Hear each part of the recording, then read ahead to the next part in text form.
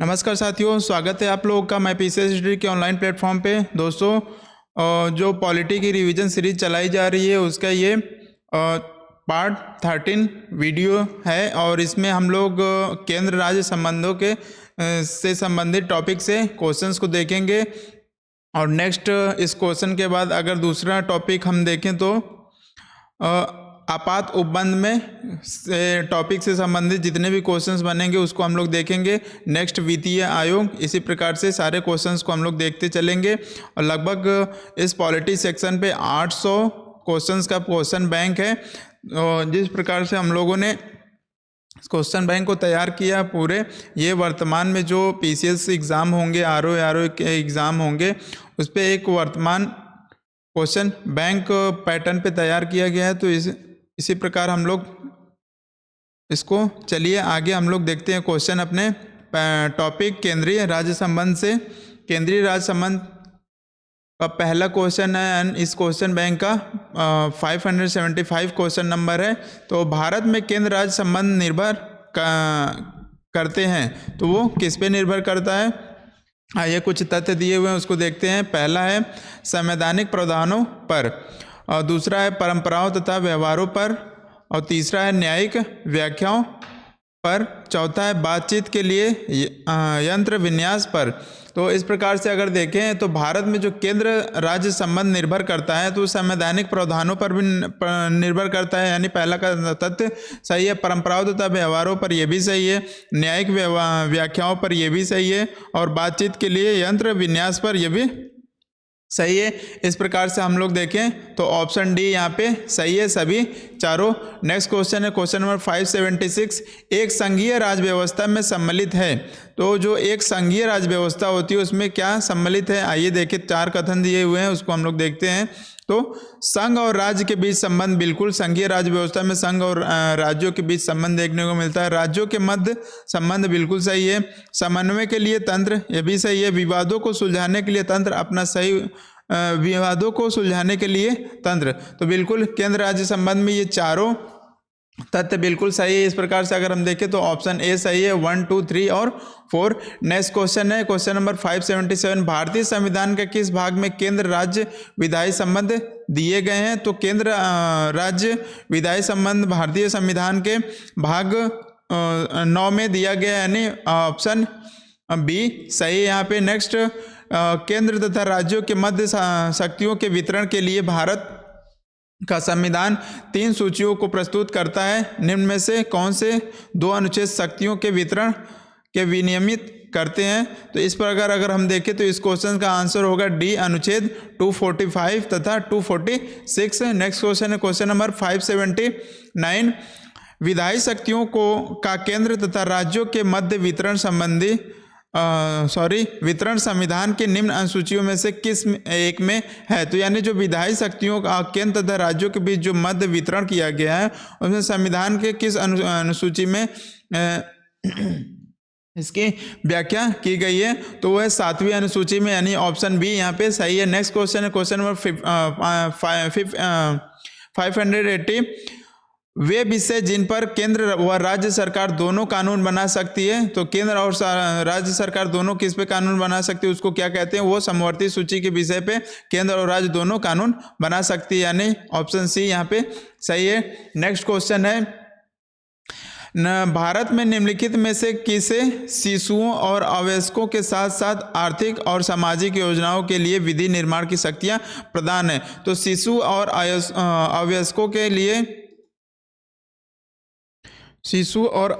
के लिए यहाँ पे जो है के साथ आर्थिक और सामाजिक योजनाओं के लिए जो विधि निर्माण की शक्तियाँ प्रदत्त है, तो वो किसमें, वो इनके लिए कौन विधि निर्माण कर सकता है? तो ये उस विधि निर्माण करने की शक्तियाँ किसमें प्रदत्त है? तो आइए ऑप्शन देखते हैं। केवल केंद्रीय सरकार को है?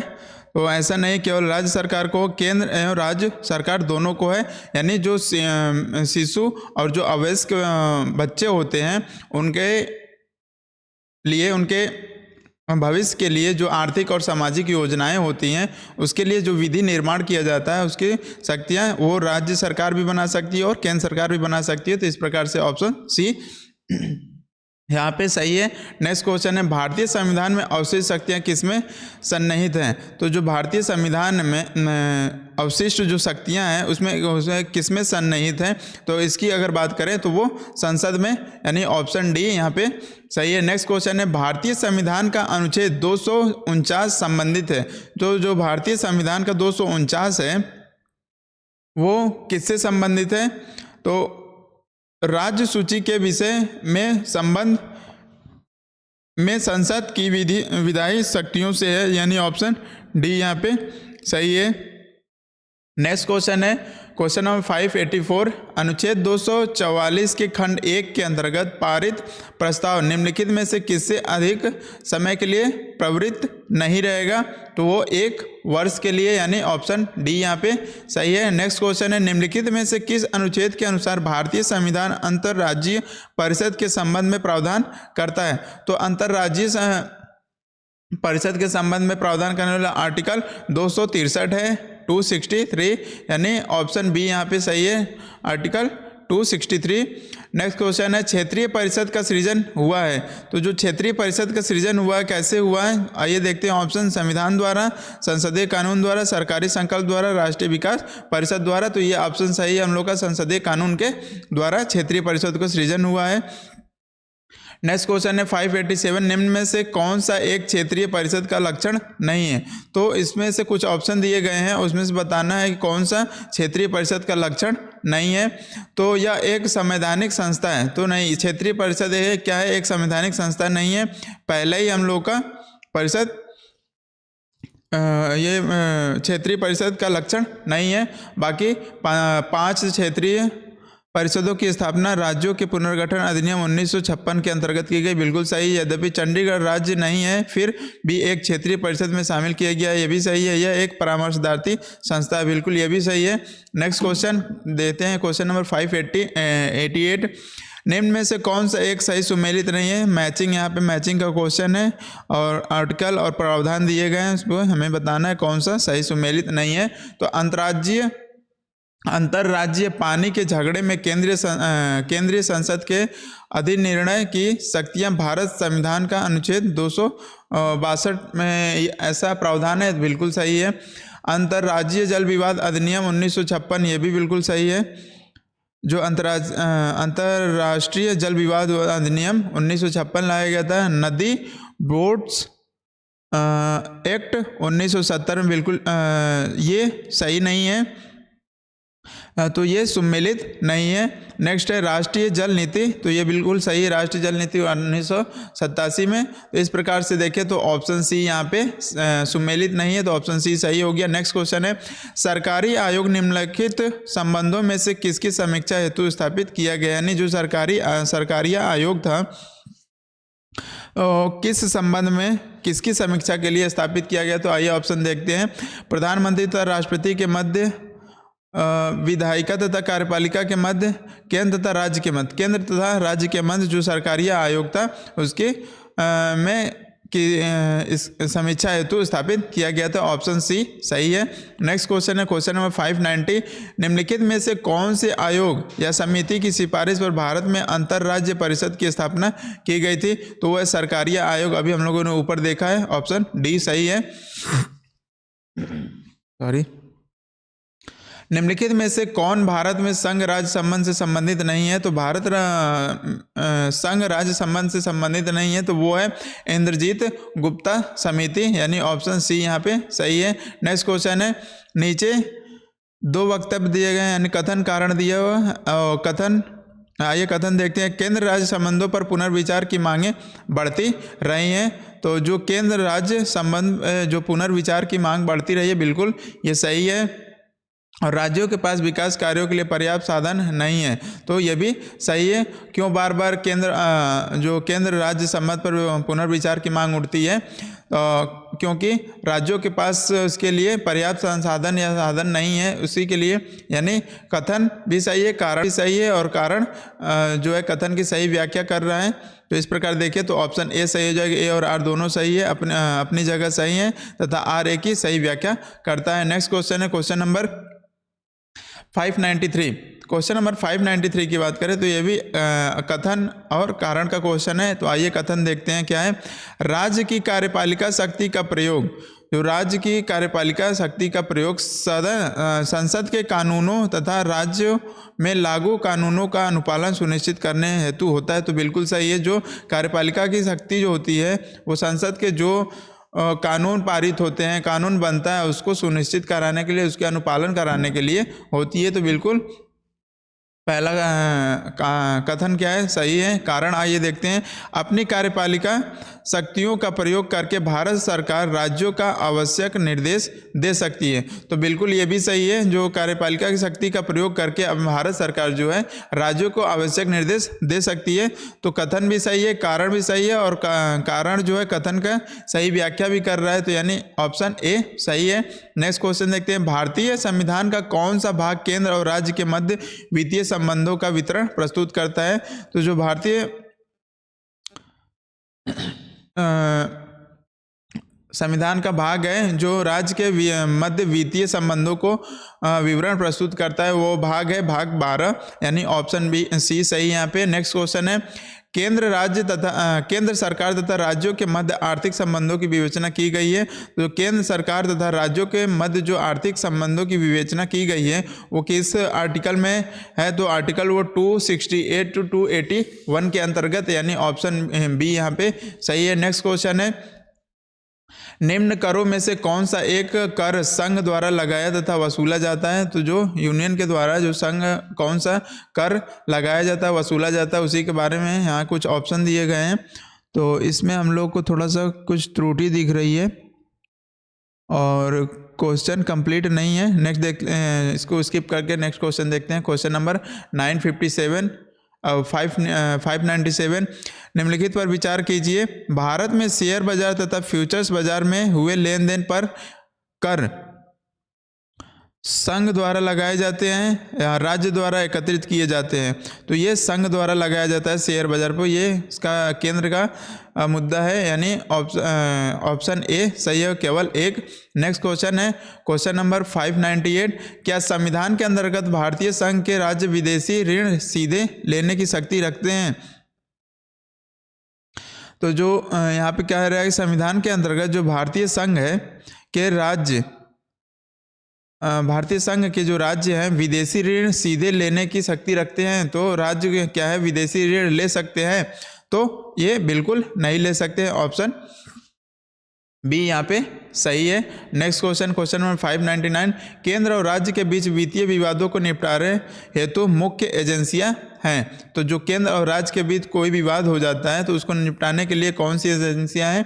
तो एजेंसी की बात करें तो यहाँ ऑप्शन क्या है, सर्वोच्च न्यायालय, न्याय मंत्री, वित्त मंत्री, वित्त आयोग। यहाँ पे सर्वोच्च न्यायालय में ही विवाद ज़्यादा है, यानी ऑप्शन ए सही है।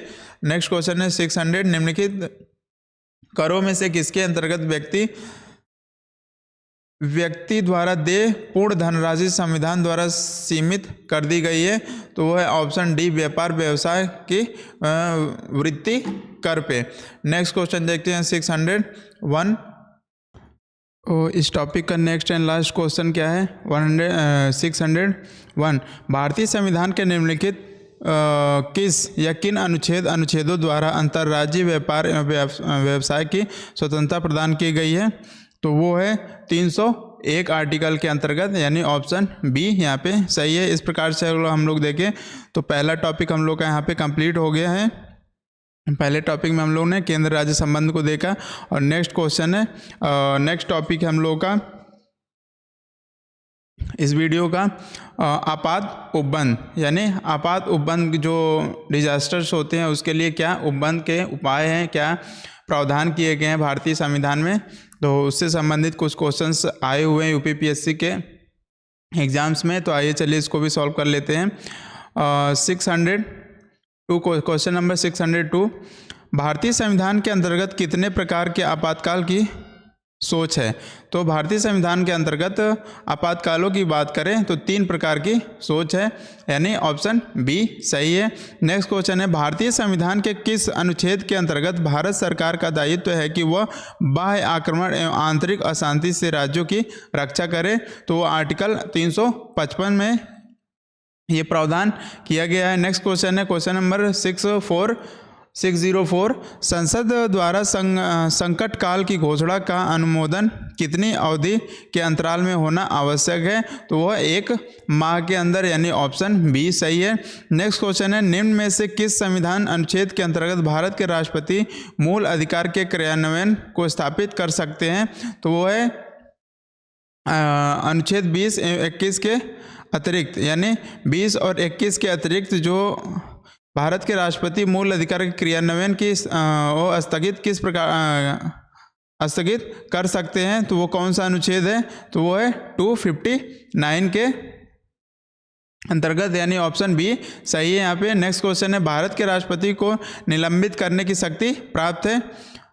ये क्वेश्चन थोड़ा सा हमें गड़बड़ लग रहा है, इसको स्किप कर देते हैं। नेक्स्ट क्वेश्चन देखते हैं क्वेश्चन नंबर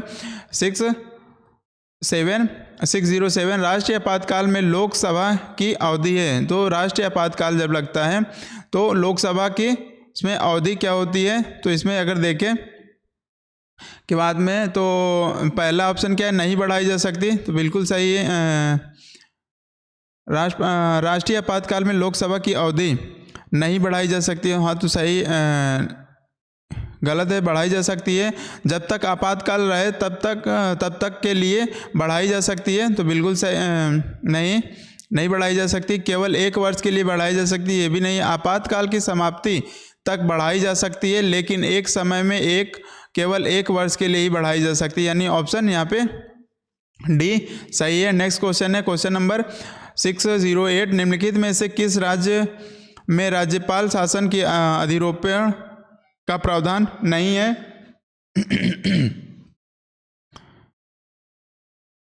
ये क्वेश्चन भी हमें कुछ टेक्निकलिटी इसमें कुछ एरर दिख रहा है, इसे भी स्किप कर देते हैं। क्वेश्चन नंबर 609 देखते हैं। राष्ट्रपति शासन अधिकतम लगाया जा सकता है, तो राष्ट्रपति शासन अधिकतम कितनी बार लगाया जा सकता है? तो वो कितने वर्ष तक लगाया जा सकता है? तो यानी 3 वर्ष तक लगाया जा सकता है, ऑप्शन डी यहाँ पे सही है। नेक्स्ट क्वेश्चन है भारतीय संविधान के अनुच्छेद 356 के अंतर्गत राष्ट्रपति शासन सर्वप्रथम कहाँ लागू किया गया था? तो सर्वप्रथम राष्ट्रपति शासन लागू किया गया था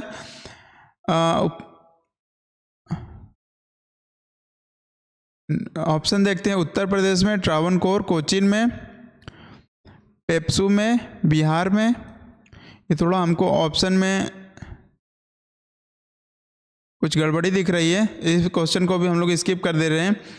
नेक्स्ट है क्वेश्चन नंबर 611 निम्न में से भारतीय संविधान के किस अनुच्छेद का उपयोग अभी तक नहीं किया गया है? तो वो है आर्टिकल 360 का प्रयोग अभी तक नहीं किया गया है। नेक्स्ट क्वेश्चन है किसने कहा था राष्ट्रपति का आपातकालीन संविधान के साथ धोखा किसने कहा था राष्ट्रपति का आपातकालीन संविधान के साथ धोखा है? तो अगर इसकी बात करें ऑप्शन देखें तो पहला ऑप्शन क्या है के.एम. मुंशी, और दूसरे ऑप्शन की बात करें तो वी.एन. राव, और तीसरा है सी है के.एम. नंबियार, और डी है हृदयनाथ कुंजरू।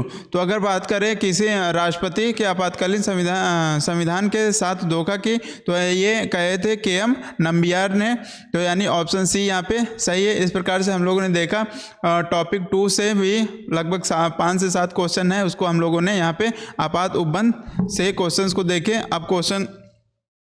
अब नेक्स्ट टॉपिक हम लोग का, इससे भी 4 से 5 क्वेश्चंस प्रीवियस ईयर में आए हुए हैं, तो आइए इसको भी देख लेते हैं इसी वीडियो में।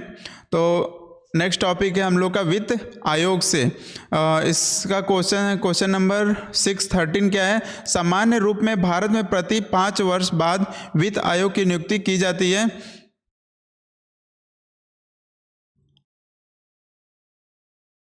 सॉरी फ्रेंड्स, थोड़ा सा